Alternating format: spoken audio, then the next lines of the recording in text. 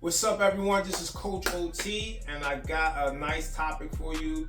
This topic is talking about clientele and how to categorize them. Okay, so what do I mean by that is, all right, you're doing great, you out there, you're doing your thing. People starting to notarize you, and they starting to come for you for your service. Okay, which is a great thing. But now you having all different type of people. They're in your niche, but they're all different type of levels and readiness. So you have one person that has had therapy or coaching before and they've done it all the time and they're looking for a specific thing, but you have a new person that had no idea about coaching. They're just curious. They come in, they heard about your name on Instagram or YouTube or TikTok or whatever, and they decide to come in and work with you. Now, just from obvious, you can't start them at the same thing because they all have different skill set. But how do you categorize them? Like, what level is that? Where do you put this person? Do you put the new person with the person that's been there for maybe a week or two, or like how do you do that? So this is a common confusion and overlooked skill set that most therapists, coaches do not do. But don't worry, I'm here to kind of crystallize that for you. All right, I'm going to share how I particularly put people in different categories and how I help make templates for people so it makes it easier on my life. I do the work ahead so it makes it easier on my life on the back end. So let's jump into it. So depending on your skill set, on what you do, whether you're a therapist, coach, fitness trainer, physio, OT, whatever, all right, whatever you do, depending on your skill set, you have to determine your initial consultation assessment on each person that steps in front of you, okay? So for a coach, for like a sports coach, that might be different from what it looks like from a wellness coach, from a physio, from a physician or whatever, okay? I don't care what it is, you must already establish an initial assessment, consultation kind of thing to determine what's that person's entry point, okay? You talk to them, you figure it out, you're gonna figure out your POC, okay, your plan of care. And once you figure out your plan of care, then you're gonna figure out where do they fit at on this plan of care that you just created, okay? So I'm gonna use an easy example of nutrition. Most people understand that. The person wants to be a bodybuilder, okay? It's more extreme. Actually, let's do something more normal. A person just wants to eat healthy, whatever that means, right? The doctor said their sugar levels are high and they need to get it low. So your goal, you understand as a nutritionist, is to get their sugar level from high to low. But you as a nutritionist understand that there are different factors that contribute to a person that's eating properly or not, okay? One of them could be lifestyle, how they're living. Two, it could be social support. Are they getting the support from their family or are they in this on their own?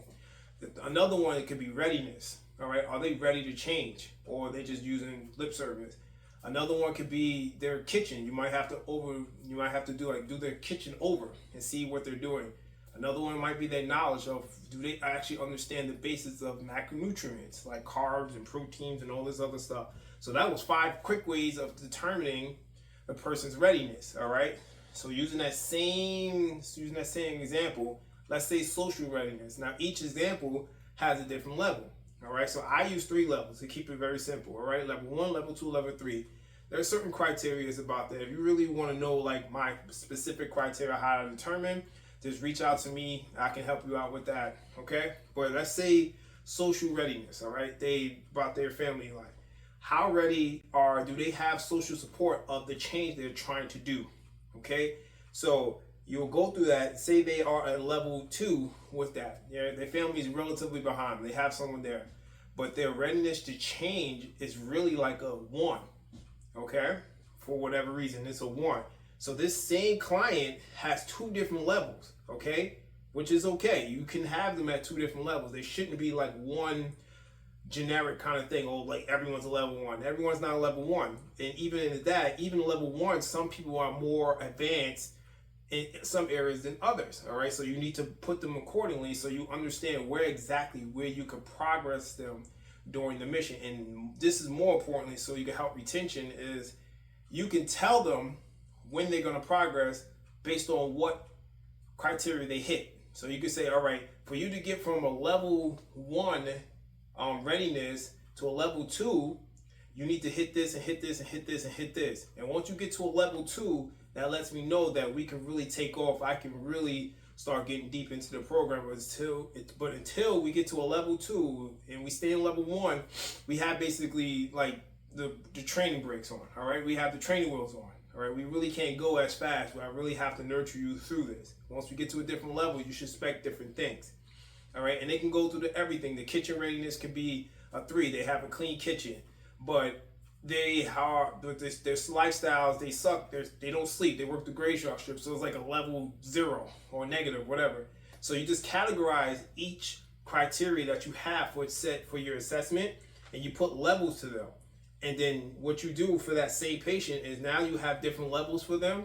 And once you have all the other patients that's coming in, now you can match the level 2, all the level 2 readiness together. They can have the same calls because you should be doing group calls. So you have 5 or 10 level 2 readiness. You can coach them all the same, pretty much the same way.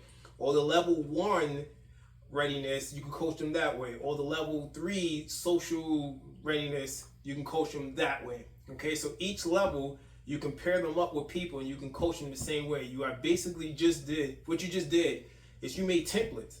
Now anyone that comes in has a level 1 readiness for social support.